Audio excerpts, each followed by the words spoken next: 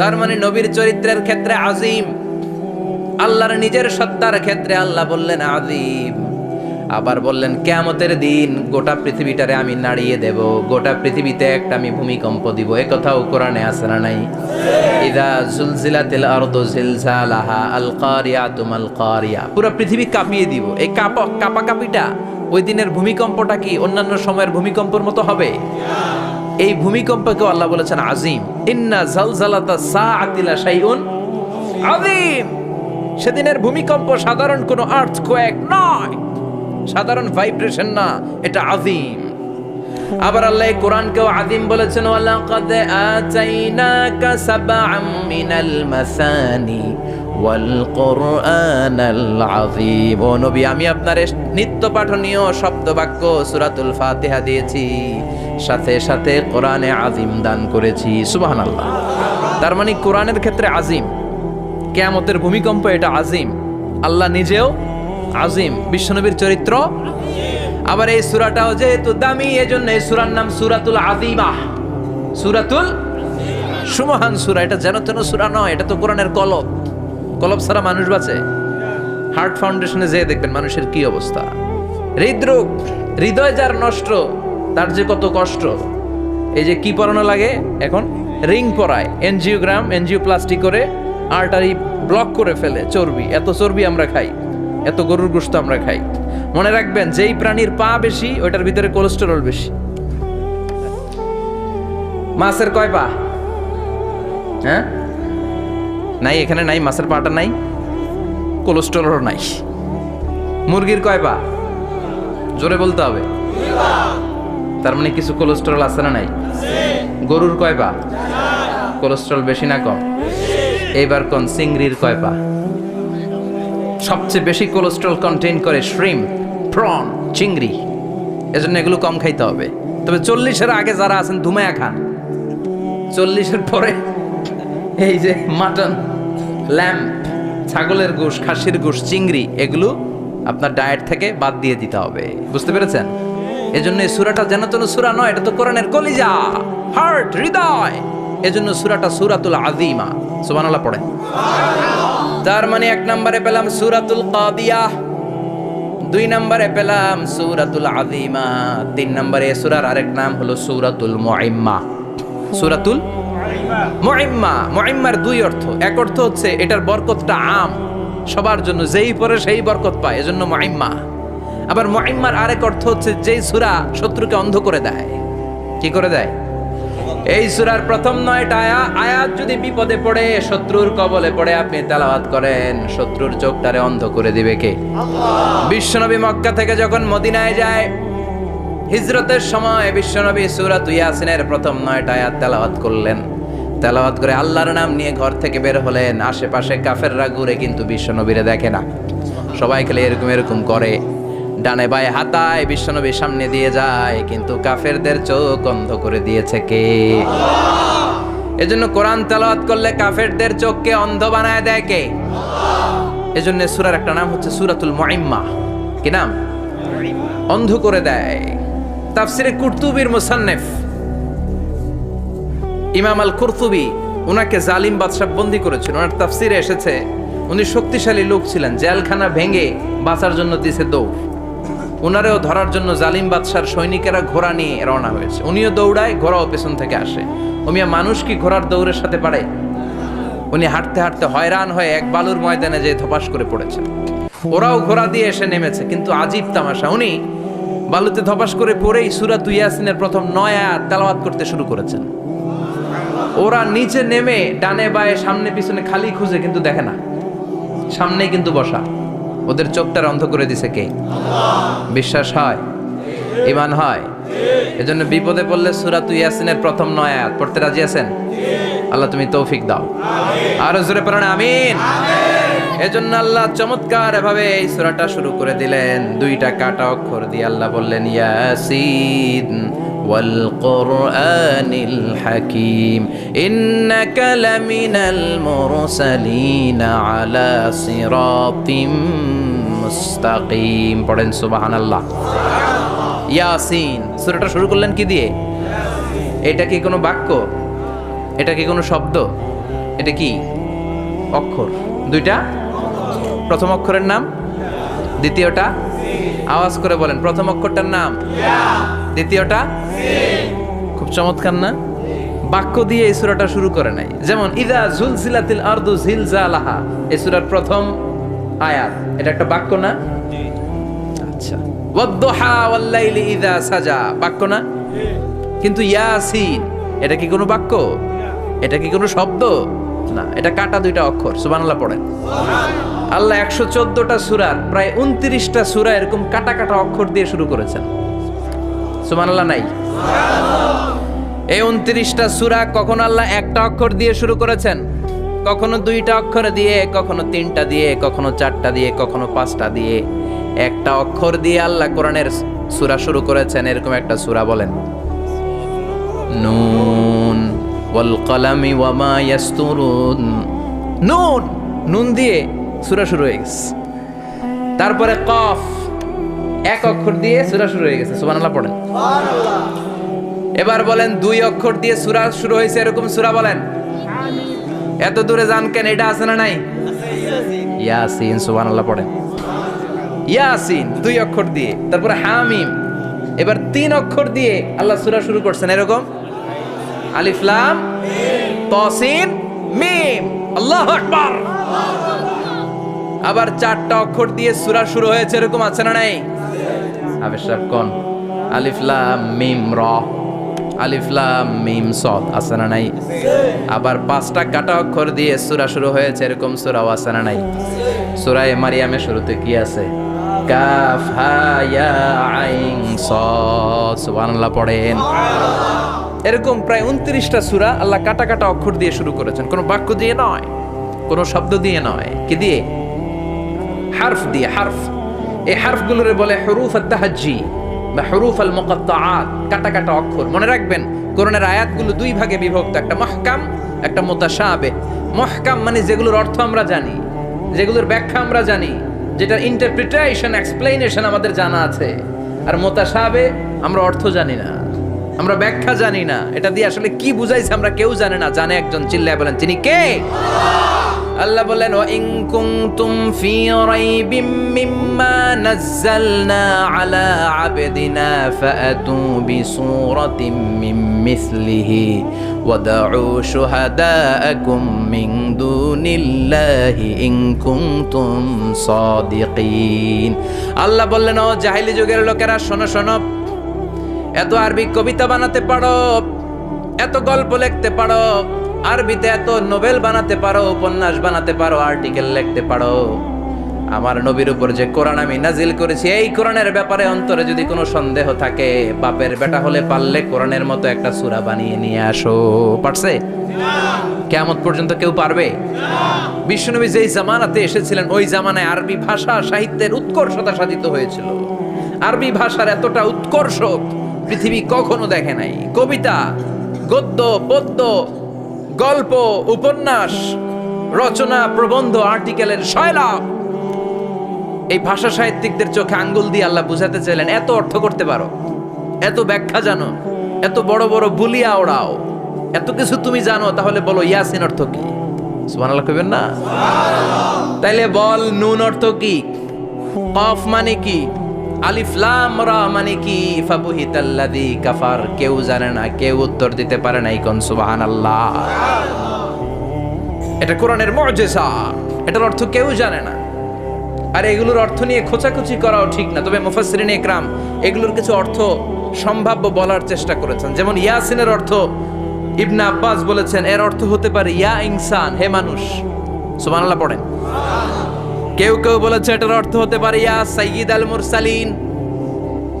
কেউ কেউ বলেছেন ইয়াসিন হতে পারে ইসমুল্লাহ, আল্লাহর নাম। কেউ বলেছেন এটা হতে পারে ইসমুন লিন নবী, বিশ্ব নবীর নাম। আবার কেউ কেউ বলেছেন ইয়াসিন হতে পারে এই কোরআনে কারিমের একটা নাম। কোন সুবহানাল্লাহ। এই সম্ভাব্য সব কথাগুলো বলে পৃথিবীর সব মুফাসসিররা বলতে বাধ্য হয়েছেন আল্লাহু আ'লামু বিমুরাদিহি বিহি। এটার দ্বারা আসল অর্থ যে কি এটা আমরা কেউ জানি না। জানে কে? আল্লাহ। চিৎকার করে বলতে হবে জানে কে? আল্লাহ। তাহলে ইয়াসিন মানে আমরা জানি না। ইয়াসিনের অর্থ আমরা ছেড়ে দেব কার উপর? এরপর আল্লাহ বললেন ওয়াল কোরআনিল হাকিম, প্রজ্ঞাময় বিজ্ঞানময় কোরআনের শপথ। ওয়াল কোরআনিল হাকিম, বিজ্ঞানময় প্রজ্ঞাময় কোরআনের শপথ বা কসম।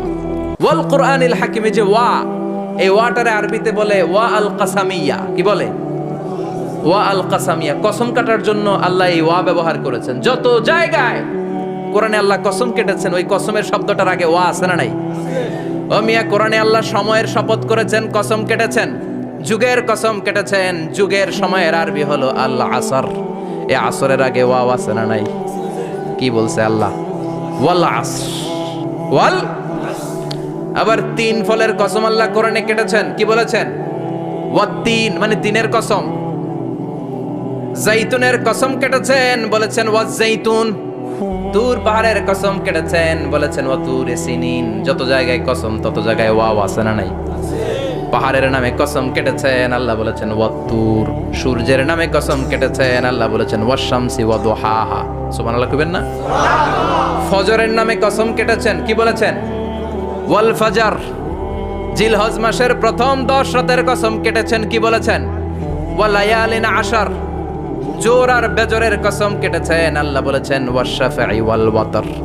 সূরা ইয়াসিনে কাটা কাটা দুইটা অক্ষরের পরে রব্বুল আলামিন কোরআনের কসম কেটেছেন, এজন্য আল্লাহ বলেছেন ইয়াসিন ওয়াল কোরআনিল হাকিম। ইয়াসিন ওয়াল কোরআনিল হাকিম, প্রজ্ঞাময় বিজ্ঞানময় কোরআনের শপথ।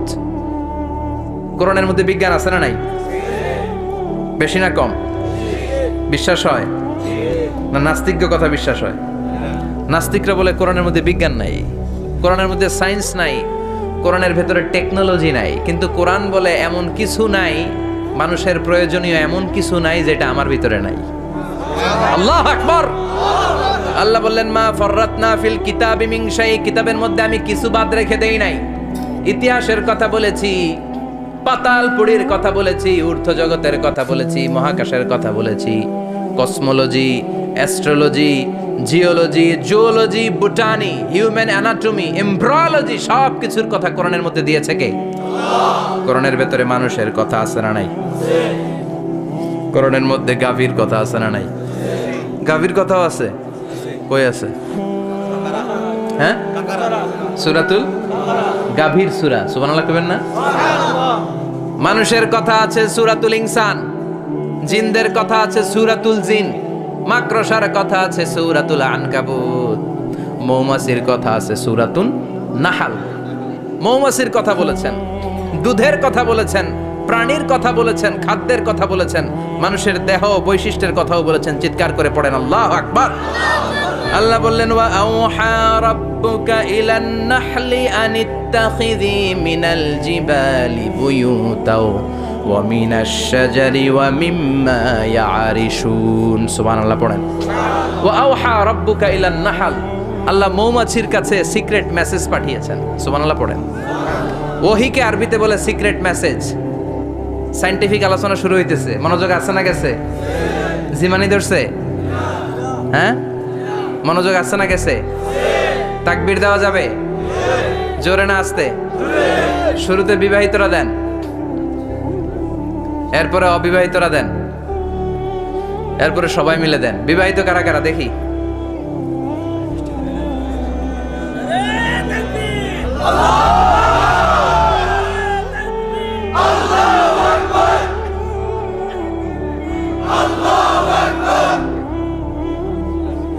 বিবাহিতরা অবিবাহিতরা দিবেন না? শুরুতে বিবাহিতরা দেন, তারপরে অবিবাহিতরা দেন, তারপরে সবাই মিলে দেন। বিবাহিতরা রেডি? দেখবো কাদের গলায় জোর বেশি। দেখি দেখি, বিবাহিতরা দেন। লিল্লাহি তাকবীর। মাশাআল্লাহ। এবার অবিবাহিতরা রেডি? আওয়াজ নাই, হেরে যাবে আজকে, হেরে যাবে। রেডি? তাকবীর দাও। লিল্লাহি তাকবীর।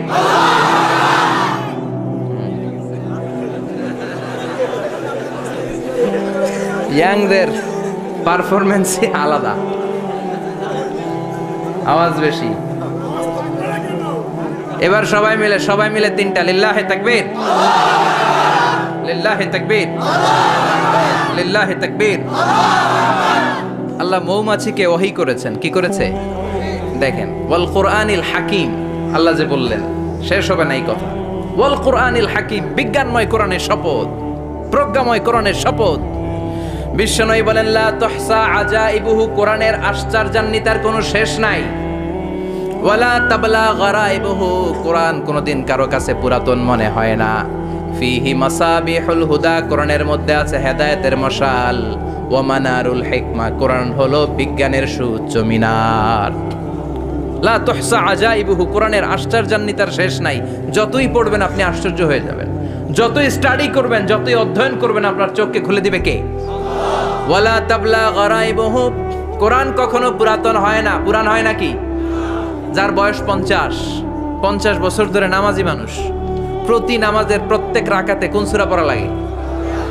তো 50 বছর যদি কেউ নামাজি হয়, তাহলে কত লক্ষবার উনি সূরা ফাতিহা পড়ছে উনি নিজে জানে? তারপরেও কোনোদিন কি মনে হয়েছে সূরা ফাতিহাটা একটু পুরান পুরান লাগে? আজকে কুল হল্লা দিয়ে শুরু করুন, কথা বলেন। পুরান লাগছে কোনোদিন? এত পড়ছে এটা, আজকে আর এটা না, আজকে আর একটা, এরকম মনে হয়? ওয়ালা তাবলা গারাইবুহু, পুরান লাগে না। প্রতিদিন নতুন, প্রতিনিয়তই নতুন, অলওয়েজ নিউ, সব সময় নতুন। এজন্য বিশ্বনবী বললেন লা তুহসা আজাইবুহু, কোরআনের আশ্চর্যান্বিতার শেষ নাই। ওয়ালা তাবলা গারাইবুহু, কোরআন কখনো পুরাতন হয় না। ফিহি মাসাবিহুল হুদা, কোরআনের মধ্যে আছে হেদায়েতের মশাল। ওয়া মানারুল হিকমা, কোরআন হলো বিজ্ঞানের সুউচ্চ মিনার। সুবহানাল্লাহ। আল্লাহ বললেন ওয়া আওহা রাব্বুকা ইলান নাহাল, আমি মৌমাছির কাছে মেসেজ দিলাম, সিক্রেট মেসেজ।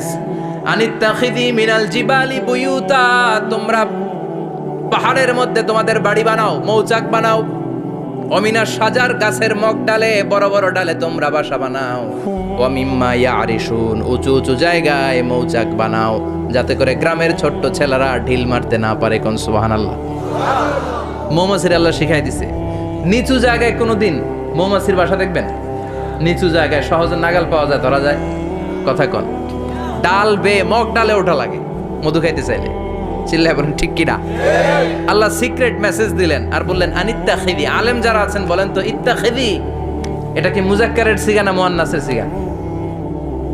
কথা কইতে হবে, কেউ নাই এটার উত্তর দেওয়ার মতো।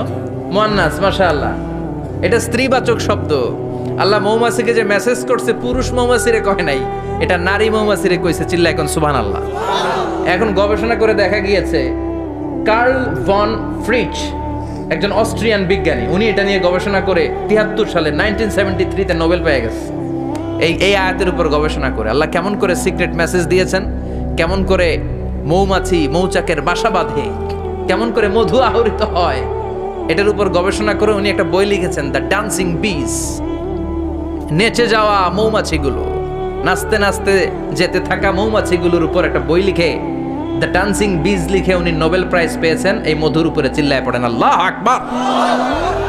এখন কোরআনের আয়াত থেকে বোঝা গেল আনিত্তাখিযি মিনাল জিবালি বুয়ুতা, আল্লাহ নারী মৌমাছিকে বলেছেন মৌচাক বানাও, তোমাদের মধু রাখার জন্য বাসা বানাও। কার্ল ভন ফ্রিচ গবেষণা করে পেয়েছে মৌচাকের বাসা বানানো হয়, মধু আহরণ করা হয়।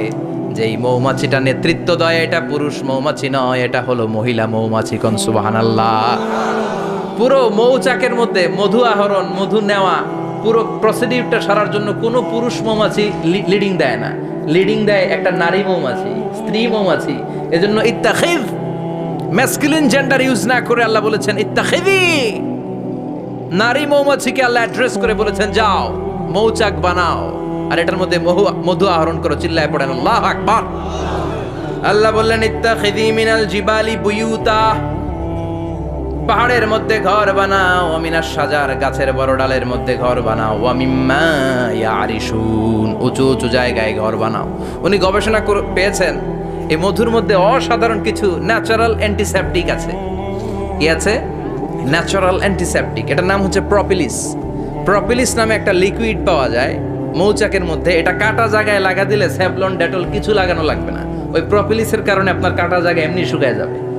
সুবহানাল্লাহ পড়েন। দ্বিতীয় বিশ্বযুদ্ধে রাশিয়ান যত সৈনিকরা যুদ্ধে আহত হতো, ওরা আলাদা করে অ্যান্টিসেপটিক খাইতো না, ওরা মধু আইনা লাগাই দিত আর সুস্থ হয়ে যেত। সুবহানাল্লাহ পড়েন। নিউজিল্যান্ডের কিছু বিজ্ঞানীরা আবিষ্কার করেছে মৌমাছির হুলের ভিতরে রেমিটিক ফিভারের অ্যান্টিবায়োটিক আছে।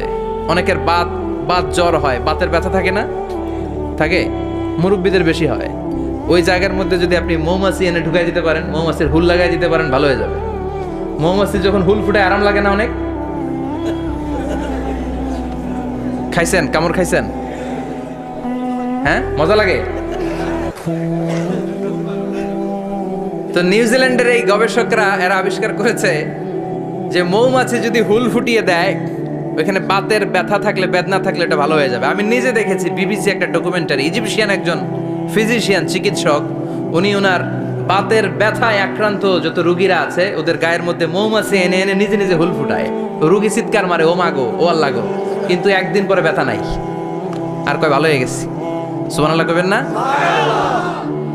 তো এজন্য এই কার্ল বন ফ্রিজ 1973-তে দ্য ডান্সিং বিজ লেখে গোটা বিশ্বকে তাক লাগিয়ে দিয়েছে। তার গবেষণার প্রতিটি পয়েন্ট কোরআনের এই আয়াতের সাথে মিলে যায়। চিৎকার করে পড়েন আল্লাহু আকবার। এই যে আমরা মধু খাই, এই মৌচাকের ভেতরে অন এন অ্যাভারেজ অ্যারাউন্ড 60,000 মৌমাছি থাকে। তিন ভাগে, একটা হচ্ছে কুইন বি, একটা মেল বি, আর একটা হচ্ছে ওয়ার্কার বি। একটা থাকে রানী মৌমাছি, এর নেতৃত্বে সবাই চলে। আর একটা থাকে মেল বি, পুরুষ মৌমাছি, বংশ বাড়ানোর জন্য এদের কাজে লাগে। আর সব হচ্ছে ওয়ার্কার বি, সবাই কাজ করে। আল্লাহ বললেন সুম্মা কুলি মিন কুল্লি সামারাত ফাসলুকি সুবুলা রাব্বিকি যুলুলা। আল্লাহ সিক্রেট মেসেজ দিয়ে বললেন, গাছের উপরে বাসাবাদ, পাহাড়ের উপরে মৌচাকের বাসাবাদ, উঁচু উঁচু জায়গায় তোমরা তোমাদের বাসা বাঁধো। সুম্মা কুলি মিন কুল্লি সামারাত, এরপর এলাকার যত মিষ্টি মিষ্টি ফুল আছে, ফল আছে, ওখান থেকে রস নিয়ে আসো। সুবহানাল্লাহ। পুষ্প রস সংগ্রহ করে মধুগুলো, এটার বলে sweet nectar. They collect the sweet nectar from the flowers. এবং মধুর মধ্যে এত চমৎকার জিনিস থাকার কারণ হচ্ছে মৌমাছিগুলো ওই এলাকার সব ধরনের ফুল, ভালো ভালো সুগন্ধযুক্ত ফুল ফল থেকে রস নিয়ে আসে। তো ওই গাছগুলোর মধ্যে বনাজি গাছ আছে না নাই? ঔষধি গাছ আছে না নাই? এজন্য মধুরে বলা হয় সব রোগের ঔষধ। যত বনাজি ঔষধি গাছের নির্যাস আর পুষ্প রস আছে, সব আল্লাহ মধুর ভিতরে ঢুকায়া মধুকে আল্লাহ ন্যাচারাল ভ্যাকসিন বানিয়ে দিয়েছেন। চিল্লায়ে পড়েন আল্লাহু আকবার। আল্লাহ বললেন সুম্মা কুলি মিন কুল্লি সামারাত, সব ফল আর ফুল থেকে নেকটার পুষ্পরস নিয়ে আসো। ফাসলুকি সুবুলা রাব্বিকি যুলুলা, যেমন যেমন গিয়েছিলা পথ চিনায় আবার ফিরে আসো। ইয়াখরুজু মিন বুতুনিহা শারাব, এরপর তাদের পেট থেকে বের হয় শারাব। মুখতালিফুন আলওয়ানু, এক একটা মধুর কালার হয়ে যায় এক এক রকম। কোন সুবহানাল্লাহ। সরষে ফুলের মধু একটু সাদা সাদা হয় না? আমি হচ্ছি মধু খাওয়ার পোক। আমি দেশে বিদেশে যেখানে গিয়েছি ফ্রেশ হানি আমি অনেক খুঁজেছি। ইয়ামানি একটা মধু পাওয়া যায়, ইয়ামানের সাওয়াহিলি এলাকায়, পাহাড়ি এলাকায়, একেবারে কুচকুচে কালো। আবার অনেক মধু আছে কিছুটা খয়েরি এবং হলুদ বর্ণের। কিন্তু সরষে ফুলের যে মধুটা, এটা অনেকটা সাদা। এই পুষ্পরস নিয়ে মৌমাছিগুলো মৌচাকের মধ্যে ঢেলে দেয় না, এগুলো খেয়ে ফেলে। প্রত্যেকটা মৌমাছির পেটের ভেতরে আল্লাহ 2টা করে স্টোমাক দিয়েছে, পাকস্থলী। সুবহানাল্লাহ পড়ে। এটাই Karl von Frisch the dancing bees বইয়ের মধ্যে লিখেছে গবেষণায়, যে 2টা পাকস্থলী। একটা পাকস্থলী দিয়ে মৌমাছি খায়, নিজে খেয়ে বাঁচে। আর একটা পাকস্থলী দিয়ে এই ফ্লাওয়ার নেক্টার, পুষ্প রস সংগ্রহ করে ওই পাকস্থলীতে রাখে। ওই পাকস্থলীর ভেতরে আল্লাহ একটা ন্যাচারাল এনজাইম দিয়েছেন। ওই এনজাইমের সাথে ওই পুষ্প রসটা মিক্সড হয়। তারপরে আরেকটা টিউব আছে, ওই টিউব দিয়ে মৌমাছি যে সে বাসার মধ্যে মৌমাছি যে সেখানে সাপ্লাই করে দিয়ে আসে, মধু ঢুকিয়ে দিয়ে আসে। চিল্লায় পড়েন সুবহানাল্লাহ। তার মানে বিষয়টা এমন না ফুলের রস নিয়ে মৌচাকের দিয়ে আসলো, ফুলের রস সে নেয়, তার স্পেশাল একটা স্টোমাকের মধ্যে ঢুকায়, সেখানে এনজাইম দিয়ে, পাচক রস দিয়ে আল্লাহ এটাকে সমৃদ্ধ করে দেয়। তারপর আলাদা একটা নল দিয়ে, টিউব দিয়ে মৌচাকের ভেতরে ঢুকিয়ে দেয়। কোন সুবহানাল্লাহ। কি অসাধারণ পদ্ধতিতে আল্লাহ মধু বানালেন। আর কি সুন্দর মধু হাতের মধ্যে লয়া জিব্বা দিয়া চাটে আর গান গায়, মধু হই হই বিষা বাইলা। আছে না নাই? আল্লাহ শুকরিয়া নাই? মধু খায় আর গান গায়, মধু হই হই বিষা বাইলা, কোন হারনে ভালোবাসার দাম নদিলা। আছে না নাই? টাকাই তাই মধু খেয়ে শুকরিয়া করতে হবে কার? বসো, চিৎকার করে বলেন শুকরিয়া করতে হবে কার? আল্লাহ বললেন ইয়াখরুজু মিন বুতুনিহা, এটা মধু সরাসরি চলে আসে না, ওর পেট থেকে বের হয়। মুখতালিফুন আলওয়ানুহু, বিভিন্ন রঙের মধু আছে না নাই? ব্ল্যাক কালারের মধু হয়, হোয়াইট হানি হয়, অর্গানিক হানি হয়, ক্রিমড হানি হয়। কত ধরনের মধু যে আল্লাহ পৃথিবীতে রেখেছে তার ইয়ত্তা নাই। এরপর আল্লাহ বললেন ফিহি শিফাউন লিন্নাস, মধুর ভিতরে শিফা দিয়েছে কে? এজন্য বিশ্বনবীর খাদ্য তালিকার মধ্যে মধু আছে না নাই? বিশ্বনবী সুগন্ধযুক্তওয়ালা মধু খেতেন, দুর্গন্ধযুক্তওয়ালা কোনো মধু মুখে নিতেন না। সুবহানাল্লাহ। বিশ্বনবীর জামানায় মাগাফির নামে একটা মধু ছিল, দুর্গন্ধযুক্ত, এটা কখনো বিশ্বনবী মুখে নিতে চাইতেন না। সুগন্ধযুক্ত মধু সবসময় বিশ্বনবী খেতেন। বিশ্বনবীর স্ত্রীরা এই সুগন্ধিযুক্ত মধু বোতলের মধ্যে প্রিজার্ভ করে রাখতেন বিশ্বনবীকে দেওয়ার জন্য। বিশ্বনবী প্রাণ ভরে এগুলো পান করতেন। সুবহানাল্লাহ। বিশ্বনবী যে সমস্ত খাদ্যগুলো পছন্দ করতেন হাদিসে এসেছে, বিশ্বনবী রুটি খেতেন, খেজুর খেতেন, খেজুর, খেজুর চিনেন? বালাহ, তামার, দুধ খেতেন, এই মধু খেতেন, জব খেতেন, বার্লি খেতেন, লাউ খেতেন, রুম্মান, ডালিম ফল, আনার ফল, আনার চিনেন? আনার, এই আনার খেতে পছন্দ করতেন বিশ্বনবী। মাশরুম খেতেন, মাশরুম, মাশরুম চিনেন? ব্যাঙের ছাতার মতো। রেস্টুরেন্টে ইদানিং মাশরুমের স্যুপ পাওয়া যায়, এটা খাবেন। যাদের চোখের জ্যোতিতে সমস্যা, দৃষ্টিতে সমস্যা, খাবেন। হাদিসে এসেছে আল কামআতু মিনাল মান ওয়া মাউহা শিফাউন লিল আইন। মাশরুম হলো মান্না সালোয়ার মতো খাবার। মাশরুমের স্যুপ যারা খাবে, চোখের জ্যোতি যাদের কম, তাদের চোখের জ্যোতি বাড়িয়ে দিবে কে? বুখারীর বর্ণনা, কানা রাসূলুল্লাহ ইউহিব্বুল হালাওয়া ওয়াল আসাল। বিশ্বনবী মিষ্টান্ন খেতে বড্ড পছন্দ করতেন, আবার বিশ্বনবী বেশি বেশি মধু খেতে পছন্দ করতেন। সুবহানাল্লাহ। কোরআনে দুইটা জিনিসের ক্ষেত্রে আল্লাহ শিফা যোগ করেছেন, যে দুইটা জিনিসের সাথে সম্পৃক্ত হলে শিফা। এক হচ্ছে কোরআন পড়লে শিফা, ওয়ানুনাজ্জিলু মিনাল কুরআনি মা হুয়া শিফা। আবার কোরআনে এই আয়াতের ক্ষেত্রে বলা হয়েছে শিফা ফিহি শিফাউন লিন্নাস। এজন্য সাইয়েদানা ইবনে মাসউদ এই উম্মাকে উদ্দেশ্য করে বলেছেন, আলাইকুম বিশিফাইন, তোমাদের উচিত দুইটা জিনিস থেকে শিফা নেয়া। এক হলো কোরআন, দুই হলো আসাল মানে মধু। কোন সুবহানাল্লাহ। কোরআন তেলাওয়াত করলে অসুস্থরে সুস্থ করে দেয় কে? সূরা ফাতিহা তেলাওয়াত করলে অসুস্থকে সুস্থ বানিয়ে দেয় কে? আবার মধু খেলে সুস্থ বানিয়ে দেয় কে? মধু খেয়ে প্রশংসা করবেন কার? নাকি মধু হই হই বিষাবাইলা বলবেন এগুলা কখনো? খাঁটি মধু খেতে হবে। খাঁটি মধু চিনার উপায় হচ্ছে এটাতে পিঁপড়া জমে না, এটা ফ্রিজে রাখলে জমাট বাঁধে না, এটাতে দুর্গন্ধ হয় না। এক গ্লাস পানির মধ্যে এক ড্রপ মধু ছেলে দিলে এটা পানির সাথে না মিশে একেবারে নিচে চলে যায়। খাঁটি মধু খেতে হবে। তাহলে ফিহি শিফাউন লিন্নাস। কত কিছু দিয়ে যে আল্লাহ এটাকে সমৃদ্ধ করেছেন। এটার মধ্যে গ্লুকোজ আছে, এটার মধ্যে সুক্রোজ আছে, ফ্রুকটোজ আছে, প্রোটিন আছে, মিনারেলস আছে, ক্যালসিয়াম আছে, ভিটামিন আছে। খাইলেই শরীর গরম হয়ে যায়। সুবহানাল্লাহ। এজন্য শীতকালে বেশি বেশি খাবেন, জাম্পার লাগবে না। শীতকালে মধু খেয়ে রাত্রে বেলায় বের হবেন, আর মাফলার পেঁচিয়ে বের হওয়া লাগবে না। সুবহানাল্লাহ পড়েন। তার মানে আল্লাহ বললেন ইয়াসিন ওয়াল কোরআনিল হাকিম, প্রজ্ঞাময়, বিজ্ঞানময় কোরআনের কসম। কোরআনের ভেতরে বিজ্ঞান আছে না নাই? বিজ্ঞানের কথা এই তো শুরু করলাম, আজকে সারা রাত বিজ্ঞানের কথা বলবো। থাকবেন কতক্ষণ? হ্যাঁ, স্লোগান দেন লিল্লাহি তাকবীর। এরপরে আল্লাহ বললেন গোলাম, ওয়া ইন্না লাকুম ফিল আনআমি লাইবরা, প্রাণীকুলের দিকে নজর করে তাকাও। প্রাণীকুলের মধ্যে আমি তোমাদের জন্য নিদর্শন রেখেছি। নুসকিকুম মিম্মা ফি বুতুনিহি, এই প্রাণীকুলের পেট থেকে একটা চমৎকার জিনিস আমি বের করে দেই, এটার নাম হচ্ছে দুধ। এটা কি? দেখেন, একই আয়াতের মধ্যে আল্লাহ মধুর কথাও বললেন, আবার দুধের কথাও বললেন। দুধটা কিভাবে হয়, উৎপন্ন হয়, মধু কেমনে হয়, ইঞ্চি ইঞ্চি কথা এই কোরআনের ভেতরে তুলে ধরলেন কে? আল্লাহ বললেন মিমবাইনি ফারসি ওয়া দামিল লাবানা, গোবর আর রক্তের মাঝখান দিয়ে আমি দুধ বের করি। সুবহানাল্লাহ পড়েন। আমরা যাই এই গাভীর ওলান টানা শুরু করি সকালবেলা বিসমিল্লাহ বলে, কিন্তু কেমনে যেটা আসে ওইদিকে নজর নাই। ডাকাত বিসমিল্লাহ বলে শুরু করে না, দুধ খাই আলহামদুলিল্লাহ পড়েন। আছে না নাই?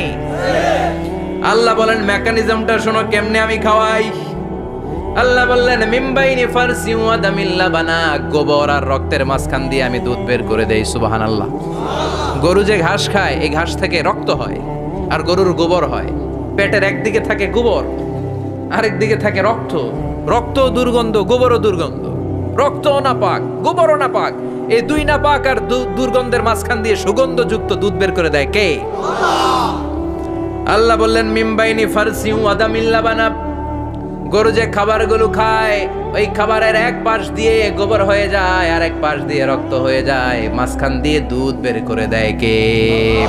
What a amazing mechanism of discharging milk from animals body. What a amazing mechanism.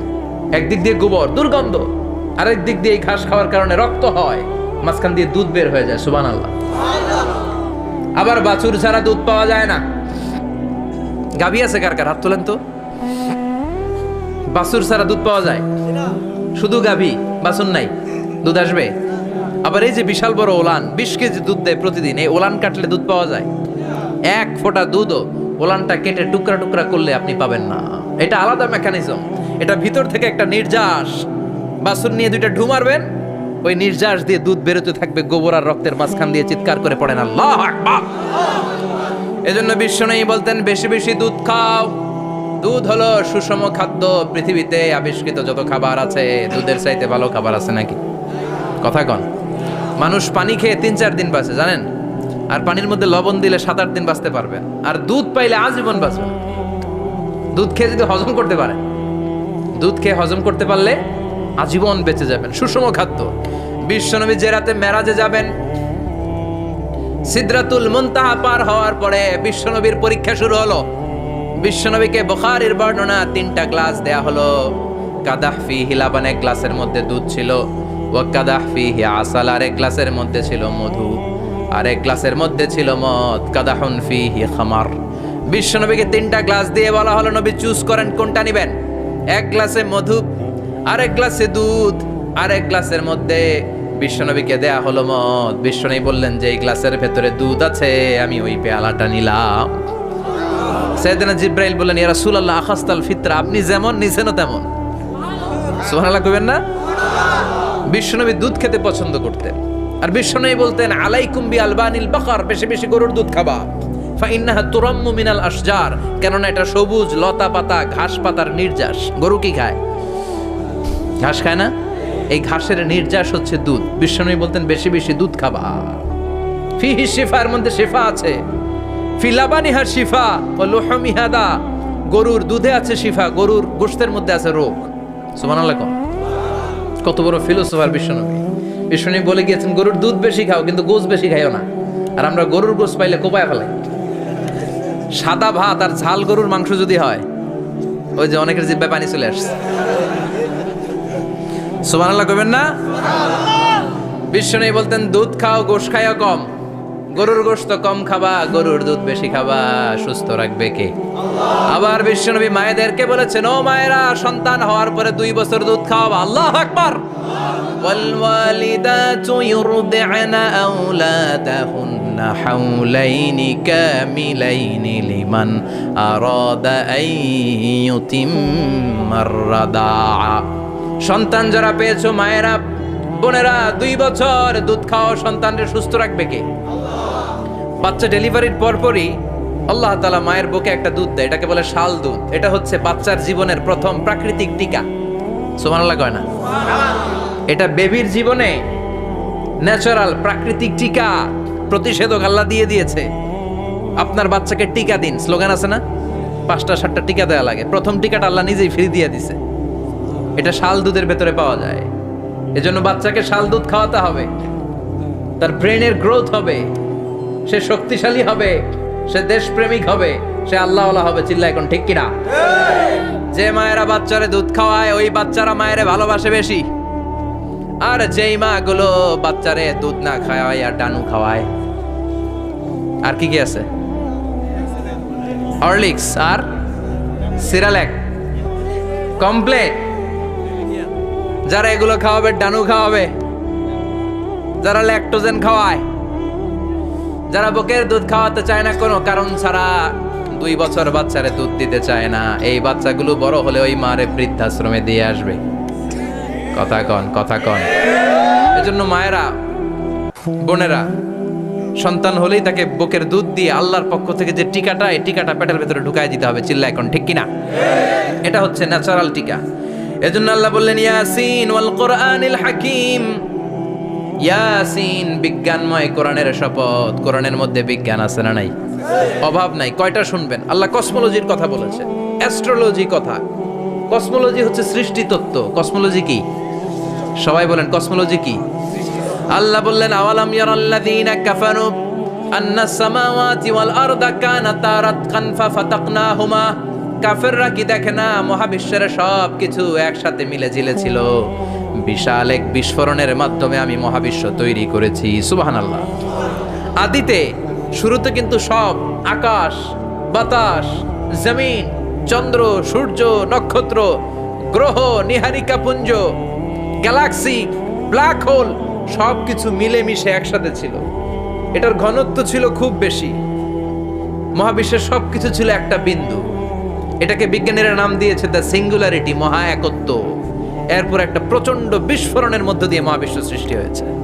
এটার ওরা নাম দিয়েছে বিগ ব্যাং থিওরি। কি নাম? স্টিফেন হকিং মারা গেছে না গত বছর নাকি? হ্যাঁ, বছর খানিক আগে মারা গিয়েছে। সবচেয়ে বড় পদার্থবিজ্ঞানী ছিল। সে একটা বই লিখেছে, from the brief history of time, a brief history of time from big bang two black hole. সেখানে সে প্রমাণ করেছে কোরআনের এই আয়াত, কানাতা রাতকান, মহাবিশ্বের সবকিছু একটা বিন্দু ছিল। চাঁদ, সূর্য, গ্রহ, তারা সব কি ছিল? কথা বলেন, সবাই বলেন। একটা মাত্র বিন্দু ছিল। আল্লাহ বলেন, don't the disbeliever observe that the heavens and earth were joined together, then I separated with a gigantic sound, explosion. সব একসাথে ছিল। চাঁদ, তারা, আকাশ, নদী, নালা সব একসাথে। তারপর একটা বিকট বিস্ফোরণের মধ্য দিয়ে পৃথিবী হয়েছে, চাঁদ হয়েছে, চন্দ্র হয়েছে, সূর্য হয়েছে। মহাবিশ্বের সবকিছু এই মহাবিস্ফোরণের মধ্য দিয়ে হয়েছে। চিৎকার করে পড়েন আল্লাহু আকবার। এই যে ছোট্ট পৃথিবীতে আমরা বসে আছি, এই পৃথিবীর চেয়ে সূর্য 13 লক্ষ গুণ বড়। চিল্লায় পড়েন আল্লাহু আকবার। এটা কি বাড়ির কাছের কথা? 13 লক্ষ গুণ বড়, কল্পনা করা যায়? তার মানে কি সূর্যই সবচেয়ে বড়? না, সূর্যের চেয়ে অনেক বড় বড় তারা আছে। ব্যাটেলজিউস নামে একটা তারা আছে মহাকাশে, যেটা যে সূর্য পৃথিবীর চেয়ে 13 লক্ষ গুণ বড়। এই ব্যাটেলজিউস তারা সূর্যের চেয়ে 33 কোটি গুণ বড়। এই ব্যাটেলজিউস তারাটাই কি সবচেয়ে বড়? না, এর চেয়েও কত বড় তারা যা আছে কোনো হিসাব নাই। এরকম বিশাল বিশাল তারা ঘুরতে ঘুরতে মাওয়াকিউন নুজুম, ব্ল্যাক হোল নামে একটা রেঞ্জ আছে। এই রেঞ্জের মধ্যে যদি ঢুকে যায়, ছোট্ট বাচ্চার মুখে চকলেট দিলে বাচ্চা যেমনি চকলেট চুষে খেয়ে ফেলে, এই বিশাল বিশাল তারাগুলো ব্ল্যাক হোলের মধ্যে ঢুকলে এক মুহূর্তের মধ্যে নিঃশেষ হয়ে যায়। চিল্লায় পড়েন আল্লাহু আকবার। এজন্য আল্লাহ বললেন, ফালা উকসিমু বিমাওয়াকিউন নুজুম, এই তারকা নিঃশেষ হওয়ার যে জায়গাটা, এই জায়গার কসম আমি কোরআনের মধ্যে খেলাম। এই ব্ল্যাক হোলের রেঞ্জের ভেতরে তারা আসলে মুহূর্তের মধ্যে নিঃশেষ বানিয়ে দেয় কে? একটা তারার চেয়ে আরেকটা তারা বড়। এরকম হাজার কোটি তারা মিলে আমাদের গ্যালাক্সি। এই গ্যালাক্সির নাম হচ্ছে মিল্কি ওয়ে। কি নাম? আমাদের গ্যালাক্সির নাম কি? সবাই বলেন তো। Milky way. কি নাম? এরকম একটা গ্যালাক্সি না, লক্ষ কোটি গ্যালাক্সি আছে। আমাদের গ্যালাক্সির পরে সবচেয়ে কাছের গ্যালাক্সির নাম অ্যান্ড্রোমেডা। কি নাম? এই অ্যান্ড্রোমেডা গ্যালাক্সি আমাদের গ্যালাক্সি থেকে 2.5 মিলিয়ন লাইট ইয়ার দূরে, মানে 25 লক্ষ লাইট ইয়ার। সুবহানাল্লাহ কইবেন না? আলোর গতি হচ্ছে পৃথিবীতে সবচেয়ে বেশি বর্তমান সময় পর্যন্ত, জানেন? সেকেন্ডে কত মাইল? 1,86,000 মাইল। এক সেকেন্ডে আলো ছুটে 1,86,000 মাইল বেগে। এত বেগের কোনো প্লেন বা রকেট নিয়ে যদি আপনি আমাদের গ্যালাক্সি থেকে মিল্কি ওয়ে থেকে অ্যান্ড্রোমেডাতে যেতে চান, তাহলে আপনার 25 লক্ষ বছর লেগে যাবে। সুবহানাল্লাহ বাড়িতে যাই বললেন। এরপর আল্লাহ বললেন, ওয়াস সামাআ বানাইনাহা বিআইদিন ওয়া ইন্না লামুসিউন, আকাশ আমি বানালাম, গ্যালাক্সি আমি বানালাম। বানানোর পর থেকে সবগুলোর আমি প্রশস্ত করতে শুরু করে দিলাম। সব ছিল ক্ষুদ্র, একটা বিন্দুর মধ্যে আমি বিস্ফোরণ করলাম একটা আওয়াজ দিয়ে। আওয়াজটা ছিল কুন। আওয়াজটা ছিল কি? জোরে কন, আবার কন। কুন ফায়া ইন্নামা আমরুহু ইযা আরাদা শাইআন আন ইয়াকুলা লাহু কুন ফায়াকুন। আল্লাহ যখন কিছু করতে চান শুধু বলেন কুন, শুধু বলেন বি। কুন মানে বি, ইট ওয়াজ, এটা হয়ে যায়। হাও বলতে দেরি। এই মহাবিস্ফোরণের নেপথ্যে যে শব্দটা ছিল সেটা ছিল কুন। সেটা ছিল কি? আল্লাহ কোন বলতে দেরি মুহূর্তের মধ্যে বিগ ব্যাং, বিশাল এক্সপ্লোশন, তারপর থেকে মহাবিশ্ব ছড়াচ্ছে। আল্লাহ বলছেন এই কোরআনের ভেতরে বলে দিয়েছেন ওয়া ইন্না লা মুসিউন, আমি এই মহাবিশ্বকে, এই গোটা ইউনিভার্সকে আমি প্রতিনিয়ত সম্প্রসারিত করছি। প্রতিনিয়ত এটা বড় হচ্ছে, সম্প্রসারিত হচ্ছে। চিল্লায় বলেন আল্লাহু আকবার। আজ থেকে মাত্র 20 বছর আগে এটা তারা আবিষ্কার করেছে। এটা কোন সাল? 2020 বছর পেছনে গেলে কত? 1998, তাই না? এই 1998 সালে তারা আবিষ্কার করেছে সুপারনোভা কসমোলজি প্রজেক্ট। এই সুপারনোভা কসমোলজি প্রজেক্টে তারা এই সিদ্ধান্তে এসেছে যে মহাবিশ্ব কোন নামক এক বিস্ফোরণের পর থেকে যে সম্প্রসারিত হচ্ছে, আজ পর্যন্ত এটা শুধু বাড়ছে আর বাড়ছে, অ্যাক্সেলারেটিং হচ্ছে, এক্সপান্ডিং হচ্ছে, এটা কমছে না। কিয়ামত পর্যন্ত এটা বাড়তেই থাকবে। চিৎকার করে পড়েন আল্লাহু আকবার। এজন্য আল্লাহ বললেন ইয়াসিন ওয়াল কোরআনিল হাকিম, বিজ্ঞানময় প্রজ্ঞাময় কোরআনের শপথ। এই কোরআনের ভেতরে আমি কসমোলজির কথা বলেছি, অ্যাস্ট্রোলজির কথা বলেছি, জিওলজির কথা বলেছি, ফিজিক্সের কথাও বলেছি। সুবহানাল্লাহ। ফিজিক্স মানে কি? পদার্থ। পদার্থের সবচেয়ে বড় উপাদান হচ্ছে লোহা। লোহার কথা কিন্তু কোরআনে নাই। আছে? কই আছে? হ্যাঁ, সূরাতুল হাদিদ, লোহার নামে একটা সূরা দিয়েছে আল্লাহ কোরআনে। সুবহানাল্লাহ পড়বেন না? সূরার নাম সূরাতুল হাদিদ। সূরার নাম কি? চিল্লায় বলেন সূরার নাম সূরাতুল হাদিদ। হাদিদ মানে লোহা। আল্লাহ বললেন ওয়া আনজালনাল হাদিদা ফীহি বা'সুন শাদীদ।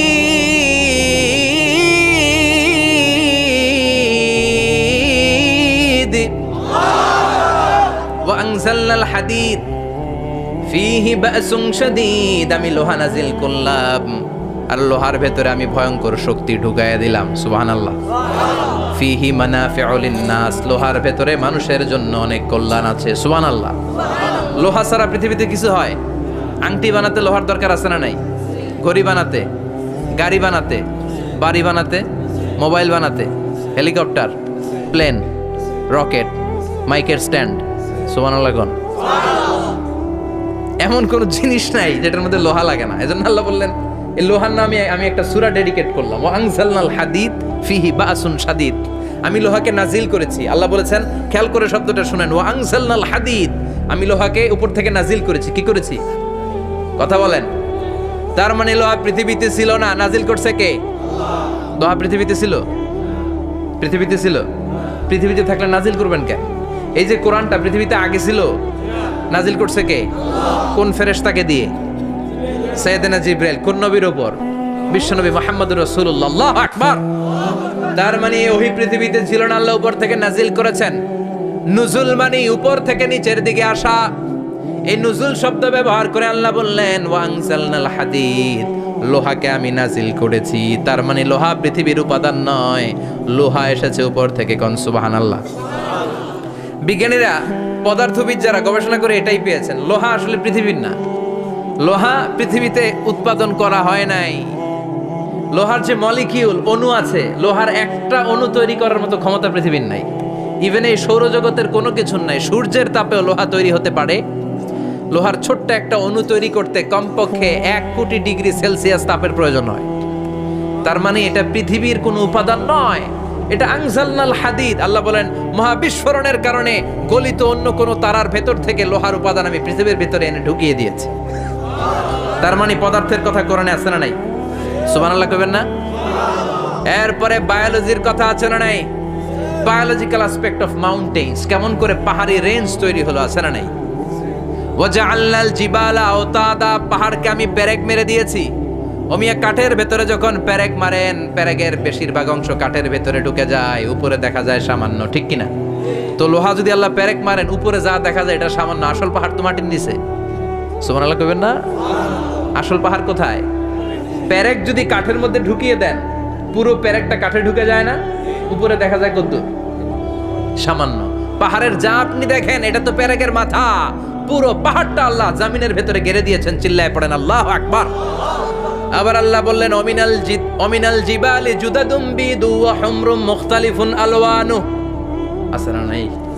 ওয়া গারাবিবু সুদ, আল্লাহ বলেন নানা রঙের পাহাড় পর্বত মহাবিশ্বে আমি তৈরি করেছি। কোন পাহাড় হচ্ছে রক্তিম বর্ণের, কোন পাহাড়কে বানিয়েছি আমি কৃষ্ণ বর্ণের, কোন পাহাড়কে বানিয়েছি আমি শুভ্র বর্ণের, কোন পাহাড়ের রং কালো, কোনটা সাদা, কোনটা নীল, আছে না নাই? মহাবিশ্ব যখন তৈরি হয়েছে পৃথিবীর মধ্যে 7টা টেকটনিক প্লেট তৈরি হয়েছে। 7 tectonic plates create the mountain range on earth. পৃথিবীতে এই পাহাড় তৈরির কারণ হচ্ছে 7টা প্লেট, এগুলোরে 7 টেকটনিক প্লেট বলে। এই প্লেটগুলোর কারণে পৃথিবীতে এই রং বেরঙের পাহাড় তৈরি হয়েছে। কত রঙের যে পাহাড় আছে, আরব বিশ্বে পাথরের পাহাড়, বাংলাদেশে মাটির পাহাড়, ব্রুনাই, সিঙ্গাপুর, ইন্দোনেশিয়াতে যদি যান আরেক ধরনের পাহাড়। চায়নার একটা শহর আছে গানজু সিটি, কি নাম? এই গানজু সিটিতে একটা পাহাড় আছে রেইনবো মাউন্টেন, ওখানে 7 রঙের পাহাড় পাওয়া যায় এক জায়গায়। সুবহানাল্লাহ কইবেন না? রেইনবো মানে কি? রংধনু। রংধনুর কয় রং? কথা কন। ছোটবেলা আমরা মুখস্থ রাখতাম বেনিয়া সহ কলা, বেতে বেগুনি, নিতে নীল, আতে আসমানি, শতে সাদা, হতে হলুদ, কতে কালো, লাতে লাল। সুবহানাল্লাহ নাই? মনে রাখার কি অসাধারণ পদ্ধতি। তো এই রেইনবো মাউন্টেন, রংধনুর 7 রঙের পাহাড় এক জায়গায় পাওয়া যায়। এখানে সাদা পাহাড়, এখানে সবুজ পাহাড়, এখানে নীল পাহাড়, ওখানে লাল পাহাড়, এখানে কালো পাহাড়। এই চায়নার গানজু সিটিতে আল্লাহ তাআলা 7 রঙের পাহাড় এক জায়গায় রেখেছেন। চিৎকার করে বলেন আল্লাহু আকবার। তার মানে বায়োলজির কথাও কোরআনের ভেতরে আছে না নাই? এরপর আল্লাহ বললেন কেমন করে আকাশ থেকে আমি পানি নাজিল করে, এটাও কোরআনে আছে না নাই? আমরা ছোটবেলা পড়েছি ওয়াটার সাইকেল, হাইড্রোলজিক্যাল সাইকেল, কেমন করে সূর্যের তীব্র তাপ সাগর থেকে পানিকে জলীয় বাষ্প করে উপসে নেয়, উপরে নিয়ে সেটাকে পুঞ্জীভূত করে দেয়, ঘনীভূত করে দেয়, মেঘ হয়ে যায়, সেখান থেকে ঝিরিঝিরি ঝিরিঝিরি বৃষ্টি পড়ে, আছে না নাই? আর ওই বৃষ্টির গান আমরা গাই, এই বৃষ্টি ভেজা রাতে তুমি চলে যেও না। ওই বৃষ্টি পেয়ে আল্লাহর কাছে দোয়া করে না? বিশ্বনবী বলেন রহমতের বৃষ্টির নিচে দাঁড়িয়ে কেউ যদি হাত তুলে দোয়া করে, ওই দোয়া কবুল করে কে? আল্লাহ। আবার আকাশের মধ্যে মেঘের ঘনঘটা দেখলে বিশ্বনবী পেরেশান হয়ে যেতেন, হয়রান হয়ে যেতেন, আর আল্লাহর কাছে বলতেন আল্লাহ এই মেঘ দিয়ে তুমি আমাদেরকে আযাব দিও না, তুমি আমাদেরকে গজব দিও না, তুমি আমাদেরকে শেষ করে দিও না, এই মেঘ থেকে তুমি আমাদেরকে রহমতের বৃষ্টি দাও। পড়ে না আমিন। বৃষ্টি দেখলে বিষ্ণু বলতেন আল্লাহুম্মা সাইয়িবান নাফিআ, ইয়া গাউসু আগিসনা গাউসান মুগীসান মারিআন মারিআন নাফিআন গায়রা দার আজিলান গায়রা আজিল। হে আল্লাহ এই বৃষ্টি থেকে তুমি ঠান্ডা রহমতের পানি দাও। কি দাও? আল্লাহ মেঘে দে, পানি দে, ছায়া দে রে তুহু, আল্লাহ মেঘে দে। পড়েন পড়েন, আল্লাহ মেঘে দে, পানি দে, ছায়া দে রে তুহু, আল্লাহ মেঘে দে। এই ওয়াটার সাইকেলের কথা আল্লাহ বলেছেন। আলম তারা আন্নাল্লাহ ইউসজি সাহাবান। কাফের নাস্তিক যেগুলো সমাজের আবর্জনা খড়কুটা, ওরা কি দেখে না কেমন করে আমি বাতাসকে জলীয় বাষ্প করে আকাশে তুলি, বায়ুমণ্ডলে নিয়ে যাই, সুম্মা ইউআল্লিফু বাইনাহুম, জলীয় বাষ্পগুলারে তখন আমি ঘনীভূত করি, সুম্মা ইয়াজআলুহু রুকামান, এরপরে আমি মেঘে পরিণত করি, ফাতারাল ওয়াদকা ইয়াখরুজু মিন খিলালিহি, তারপর মেঘের ভেতর থেকে ঝিরি ঝিরি ঝিরি ঝিরি বৃষ্টি নাজিল করে কে? আবার আল্লাহ বললেন পানি থেকে আমি পৃথিবীর সব প্রাণগুলারে বানালাম, ওয়াজআলনা মিনাল মাই কুল্লা শাইইন হাইয়া ফালা ইয়াকিলুন, পানির ভেতর থেকে সব প্রাণের উৎপত্তি পৃথিবীর মধ্যে ঘটিয়ে দিয়েছে কে? বিজ্ঞানীরা স্বীকার করেছে পৃথিবীতে যত প্রাণ পাওয়া যায়, যত প্রাণের ব্লুপ্রিন্ট পাওয়া যায়, সব এসেছে পানি থেকে। চিৎকার করে বলেন কোত্থেকে? পানি নাই তো প্রাণ নাই, পানিও আছে প্রাণও আছে। কোন সুবহানাল্লাহ। বিজ্ঞানীদের ধারণা, তারা ধারণা করে বলেছে পৃথিবীর প্রথম প্রাণের নাম হচ্ছে অ্যামিবা। কি নাম? ওরা বলেছে এটা এককোষী জীব, it's a very small unicellular organism found ever in the world. পৃথিবীতে পাওয়া প্রথম এককোষী প্রাণীর নাম হচ্ছে অ্যামিবা। এটা এসেছে শৈবালের মধ্যে, এরপরে জুপ্লাংটন, ফাইটোপ্লাংটন, ব্যাকটেরিও প্লাংটন, একটার পর একটা স্পিসিজ প্রজাতি পৃথিবীতে ডেভেলপ করেছে। কোন সুবহানাল্লাহ। এই পানির কথা কোরআনের ভেতরে বলে দিল কে? এজন্য আল্লাহ বললেন ওয়াল কোরআনিল হাকীম, বিজ্ঞানময় কোরআনের শপথ। এই কোরআনটা বিজ্ঞানের ঠাসা, এই কোরআন আশ্চর্যের শেষ নাই, এই কোরআন কোনোদিন পুরাতন হয় না। এই কোরআনের ভেতরে আল্লাহ দিয়েছেন হেদায়েতের মশাল, আর কোরআনটাকে বানিয়েছেন বিজ্ঞানের সুউচ্চ মিনার। জোরে কোন সুবহানাল্লাহ। তার মানে কোরআনে আমরা কি পেলাম? দুধের কথা পেলাম, মধুর কথা পেলাম, কিভাবে ডায়েট করবেন সেটা আমরা পেলাম, আমরা কসমোলজি পেলাম, অ্যাস্ট্রোলজি পেলাম, বায়োলজি পেলাম, ফিজিক্স পেলাম, ওয়াটার সাইকেল পেলাম। এবার পাতালপুরীর